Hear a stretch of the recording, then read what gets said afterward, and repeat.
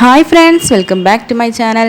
ഇന്ന് ഞാൻ വന്നിട്ടുള്ളത് ഒരു ബീഫ് ഗ്രേവിൻ്റെ റെസിപ്പി ആയിട്ടാണ്. നമുക്ക് ചപ്പാത്തിൻ്റെ കൂടെയും പൊറോട്ടൻ്റെ കൂടെയും വൈറ്റ് റൈസിൻ്റെ കൂടെയൊക്കെ കഴിക്കാൻ പറ്റിയ ഒരു അടിപൊളി കോമ്പിനേഷനാണ് കേട്ടോ ഇത്. അപ്പോൾ ഇതെങ്ങനെയാണ് റെഡിയാക്കി എടുക്കുന്നതെന്ന് നോക്കാം. അതിനായിട്ട് ഞാനിവിടെ കുറച്ച് കൂടുതൽ ചെറിയുള്ളി എടുത്തിട്ടുണ്ട്. ചെറിയുള്ളി കുറച്ച് കൂടുതൽ തന്നെ എടുക്കാൻ നോക്കാം. ചെറിയുള്ളിയാണ് നമ്മുടെ കറിക്ക് ടേസ്റ്റ് കൊടുക്കുന്നത് കേട്ടോ. അപ്പോൾ അതൊരു ജാറിലേക്ക് ഇട്ട് കൊടുത്തിട്ടുണ്ട്. ഇനി നമുക്കതിലേക്ക് ചേർക്കേണ്ടത് വെളുത്തുള്ളിയാണ്. ഒരു 15 അല്ലി വെളുത്തുള്ളി, 15-20 അല്ലി വെളുത്തുള്ളി മതിയാകും. അത് ഇട്ട് കൊടുക്കാം. പിന്നെ ഒരു അര കഷ്ണം ഇഞ്ചി ചേർത്ത് കൊടുക്കുക. ഇപ്പോൾ എൻ്റെ ഇഞ്ചി പേസ്റ്റ് ഉള്ള കാരണം ഞാൻ അതിലേക്ക് ചേർത്ത് കൊടുക്കുന്നു മാത്രം. ഇനി അതിലേക്ക് ചേർക്കേണ്ടത് കുരുമുളക് വേണം. അപ്പോൾ 1 സ്പൂൺ അളവിൽ കുരുമുളക് ചേർത്ത് കൊടുക്കുക. അതേ അളവിൽ തന്നെ ജീരകവും ചേർത്തിട്ട് അതൊന്ന് ഫൈനായിട്ടൊന്ന് അരച്ചെടുക്കുക കേട്ടോ. അപ്പോൾ അത് ഫൈനായിട്ട് അരച്ചെടുത്തിട്ടുണ്ട്. ഇനി നമുക്ക് താളിക്കാനായിട്ട് തുടങ്ങാം. അതിനായിട്ട് നമ്മളൊരു കുക്കർ അടുപ്പിലോട്ട് വെച്ചിട്ടുണ്ട്. അതിൽ എണ്ണ ഒഴിച്ച് നല്ല ചൂടായി വന്നിട്ടുണ്ട് കേട്ടോ. പിന്നെ അതിലേക്ക് ചേർത്ത് കൊടുക്കേണ്ടത് ഒരു പട്ട, ഒരു ഗ്രാമ്പൂ, 2 ഏലക്ക എന്നുള്ള അളവിൽ ചേർത്ത് കൊടുക്കുക. പിന്നെ അതിലേക്ക് സവാള ചേർത്ത് കൊടുക്കേണ്ടത് ഒരു 2 സവാള, മീഡിയം സൈസിൽ 2 സവാള മതിയാവും. വലുതാണെങ്കിൽ 1 സവാള മതി കേട്ടോ. അതൊക്കെ നന്നായി വഴറ്റി വന്നതിന് ശേഷം നമുക്ക് അതിലേക്ക് മസാല ചേർത്ത് കൊടുക്കാം. എന്നിട്ട് അതിൻ്റെ പച്ചമണം മാറുന്നത് വരെ നന്നായിട്ടൊന്ന് വഴച്ചെടുക്കുക കേട്ടോ.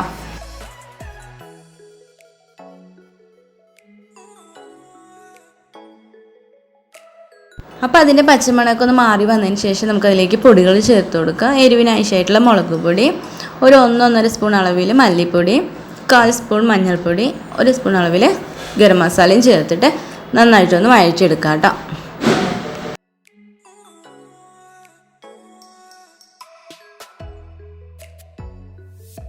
ഇനി അതിലേക്ക് ചേർത്ത് കൊടുക്കുന്നത് തക്കാളിയാണ്. അപ്പോൾ ഞാൻ 2 തക്കാളി മിക്സിയിലിട്ട് അടിച്ചതാണ്. മിക്സിയിലിട്ട് അടിച്ചു കഴിഞ്ഞാൽ നമ്മുടെ ഗ്രേവി കുറച്ചും കൂടെ തിക്കായിട്ട് കിട്ടും കേട്ടോ. അതിനായിട്ടാണ് ഞാൻ മിക്സിയിലിട്ട് അടിച്ചത്. അപ്പോൾ അതൊന്ന് ചേർത്ത് കൊടുത്തു കഴിഞ്ഞാൽ നമുക്കിനി ബീഫ് ചേർത്ത് കൊടുക്കാം. ഇപ്പോൾ ഞാൻ 1 കിലോ ബീഫാണ് എടുത്തിട്ടുള്ളത്. അത് കഴുകി വൃത്തിയാക്കി വെച്ചതാണ്. അത് നമുക്ക് ചേർത്ത് കൊടുത്ത് ഒരു 2 മിനിറ്റെങ്കിലും ആ മസാലയിൽ നന്നായിട്ടൊന്ന് മിക്സ് ചെയ്തെടുക്കണം. മസാലയൊക്കെ ബീഫിൽ നന്നായി പിടിക്കാൻ വേണ്ടിയിട്ടാണ്. അതിനുശേഷം നമുക്ക് ഉപ്പ് ചേർത്ത് കൊടുക്കാം. നമ്മൾ ഉപ്പിട്ടുണ്ടായിരുന്നില്ലല്ലോ, അപ്പോൾ കുറച്ച് ഉപ്പ് ചേർത്ത് കൊടുക്കണം.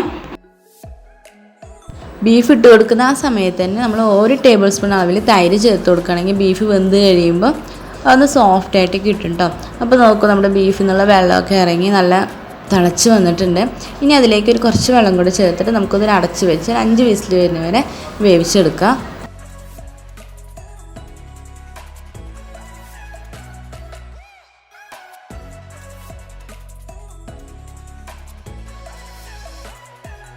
ഒരു 6 വിസിൽ വേണ്ടി വന്നു കേട്ടോ, ബീഫ് വെന്ത് കിട്ടാൻ വേണ്ടിയിട്ട്.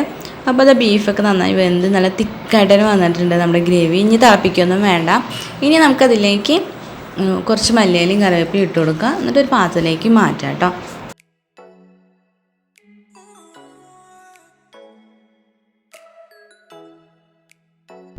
അപ്പോൾ അത് നമ്മുടെ ബീഫ് ഗ്രേവി ഇവിടെ റെഡിയാക്കി ഇട്ടിട്ടുണ്ട് കേട്ടോ. അപ്പോൾ നമുക്ക് സിമ്പിളായിട്ട് ഈസി ആയിട്ട് ഉണ്ടാക്കാൻ പറ്റിയ ഒരു അടിപൊളി റെസിപ്പിയാണിത്. എല്ലാവരും ട്രൈ ചെയ്ത് നോക്കുക. നിങ്ങൾക്ക് എൻ്റെ വീഡിയോ ഇഷ്ടപ്പെടുന്നുണ്ടെങ്കിൽ ചാനലൊന്ന് ലൈക്ക് ചെയ്യുക, ഷെയർ ചെയ്യുക, സബ്സ്ക്രൈബ് ചെയ്ത് സപ്പോർട്ട് ചെയ്യുക. ഇതുപോലത്തെ നല്ല നല്ല വീഡിയോസായിട്ട് നമുക്ക് വീണ്ടും കാണാം. അതുവരേക്കും ബൈ.